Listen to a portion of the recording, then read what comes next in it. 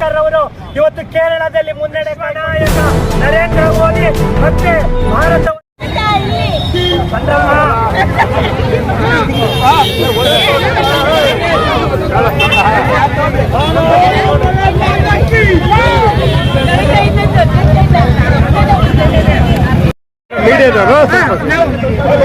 ಭಾರತ್ ಮಾತಾ ಕಿ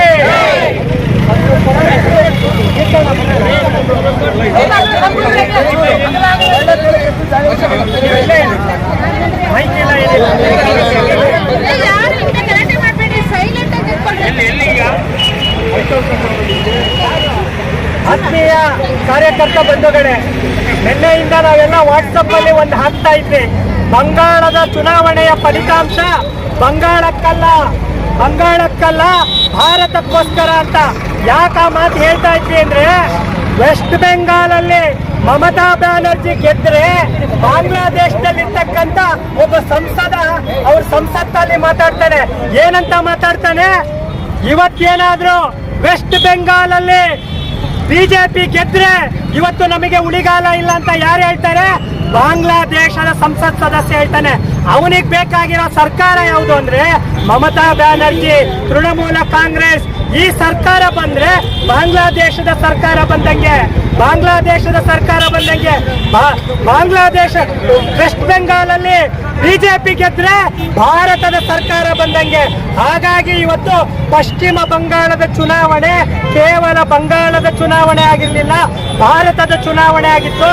ನಾವೆಲ್ಲರೂ ಕೂಡ ನಮ್ಮ ಮನೆಗಳಲ್ಲಿ ಇವತ್ತು ಪೂಜೆ ಮಾಡ್ಕೊಂಡು ಬಂದಿದ್ವಿ. ಏನಂತ? ಇವತ್ತಿನ ದಿನ ಪಶ್ಚಿಮ ಬಂಗಾಳದಲ್ಲಿ ದೇಶಭಕ್ತರ ನಾಡಲ್ಲಿ ಇವತ್ತು ಭಾರತವನ್ನ ಪ್ರೀತಿಸುವಂತ ಸರ್ಕಾರ ಅಧಿಕಾರಕ್ಕೆ ಬರಬೇಕು. ಕೇವಲ ಒಂದೇ ಒಂದು ಸೀಟ್ ಜಾಸ್ತಿ ಬಂದ್ರೆ ಸಾಕು ಅಂತಿದ್ವಿ. 2/3 ಮೆಜಾರಿಟಿ ಇವತ್ತು ಪಶ್ಚಿಮ ಬಂಗಾಳದ ಜನ ಭಾರತೀಯ ಜನತಾ ಪಕ್ಷಕ್ಕೆ ಹಾಕಿ ಭಾರತವನ್ನ ಉಳಿಸಿದ್ದಾರೆ, ಕೇವಲ ಪಶ್ಚಿಮ ಬಂಗಾಳವನ್ನಲ್ಲ. ಅದೇ ರೀತಿ ಮಾತೆತ್ತಿದ್ರೆ ಸ್ಟಾಲಿನ್ ಆ ಕಂಟ್ರಿ ನನ್ನ ಮಗ ಏನ್ ಹೇಳ್ತಾ ಇದ್ದ? ಸನಾತನ ಧರ್ಮೇಂದ್ರವನ್ನ ಟೀಕೆ ಮಾಡ್ತಿದ್ದ. ದಯಾನಿಧಿ ಮಾರನ್ ಮಾತೆತ್ತಿದ್ರೆ ಹಿಂದೂಗಳನ್ನ ವಿರೋಧಿಸ್ತಾ ಇದ್ದ. ಇವತ್ತಿನ ದಿನ ಆ ದೇವರ ನಾಡಿನಲ್ಲಿ, ದೇವಸ್ಥಾನಗಳ ತಮಿಳುನಾಡಲ್ಲಿ ಸ್ಟಾಲಿನ್ ನಿನ್ನನ್ನು ತಿರಸ್ಕಾರ ಮಾಡಿದ್ದಾರೆ, ಸ್ಕ್ರಾಪ್ ಮಾಡಿದ್ದಾರೆ. ಇನ್ನು ಮುಂದೆ ಯಾವತ್ತೂ ಕೂಡ ತಮಿಳುನಾಡಲ್ಲಿ ಸ್ಟಾಲಿನ್ ಸರ್ಕಾರ ಅಧಿಕಾರಕ್ಕೆ ಬರಲ್ಲ.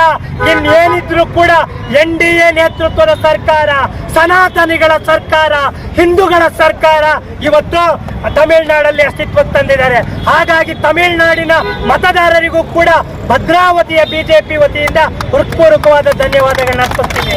ಅದೇ ತರ ರಾಜೀವ್ ಚಂದ್ರಶೇಖರ್ ಅವರು ಇವತ್ತು ಕೇರಳದಲ್ಲಿ ಮುನ್ನಡೆ ಕಾಯ್ಕೊಂಡಿದ್ದಾರೆ. ಇವತ್ತು ಕೇರಳದ ದೇವರ ನಾಡಿನಲ್ಲಿ ಆ ಹಿಂದೂ ವಿರೋಧಿಗಳನ್ನ LDF ಮನೆಗೆ ಕಳಿಸಿದ್ದಾರೆ.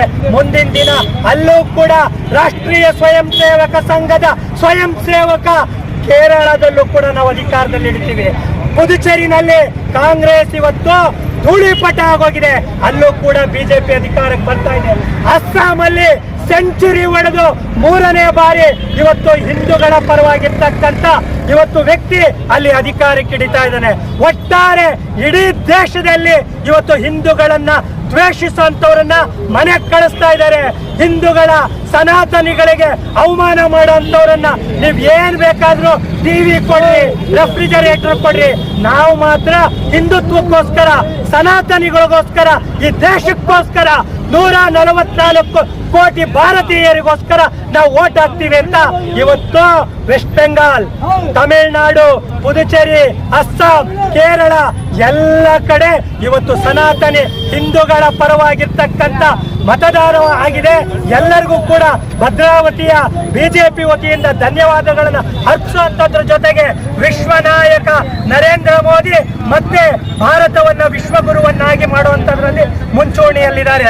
ಆಧುನಿಕ ಚಾಣಕ್ಯ ನಮ್ಮ ಅಮಿತ್ ಶಾ ಜಿ ಅವರಿಗೆ ನಾವೆಲ್ಲರೂ ಕೂಡ ಇಡೀ 144 ಕೋಟಿ ಜನ ಧನ್ಯವಾದಗಳನ್ನು ಅರ್ಪಿಸ್ತಾ ಇದ್ದೀವಿ. ನಮ್ಮ ನಿತಿನ್ ನಬೀನ್ ಜಿ ಇವರೆಲ್ಲರಿಗೂ ಕೂಡ ನಮ್ಮ ಕರ್ನಾಟಕದ ನೇತೃತ್ವ ವಹಿಸಿಕೊಂಡಿರ್ತಕ್ಕಂಥ ವಿಜಯಣ್ಣ ಅವ್ರು ಇರ್ಬೋದು, ಯಡಿಯೂರಪ್ಪ ಅವ್ರು ಇರ್ಬೋದು, ಎಲ್ಲರಿಗೂ ಕೂಡ ಈ ಮೂಲಕ ಧನ್ಯವಾದಗಳನ್ನು ಅರ್ಪಿಸ್ತಾ ಈ ವೆಸ್ಟ್ ಬೆಂಗಾಲಿನ ಚುನಾವಣೆಯ ಫಲಿತಾಂಶ ಬಂಗಾಳದ್ದಲ್ಲ ಭಾರತದ್ದು ಅನ್ನುವಂಥದ್ದನ್ನ ಮತ್ತೊಮ್ಮೆ ನೆನಪು ಮಾಡ್ತಾ ಎಲ್ಲ ಮತದಾರರಿಗೂ ಹೃತ್ಪೂರ್ವಕವಾದ ಧನ್ಯವಾದಗಳು. ಭಾರತ್ ಮಾತಾ ಕಿ ಭಾರತ್ ಮಾತಾ ಕಿ ಭಾರತ್ ಮಾತಾ ಕಿ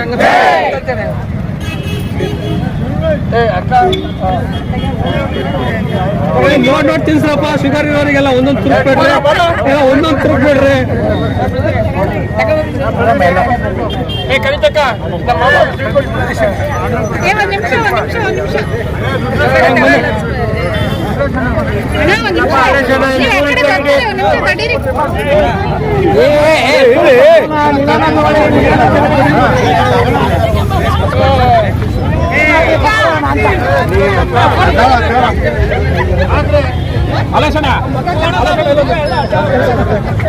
ಭಾರತ್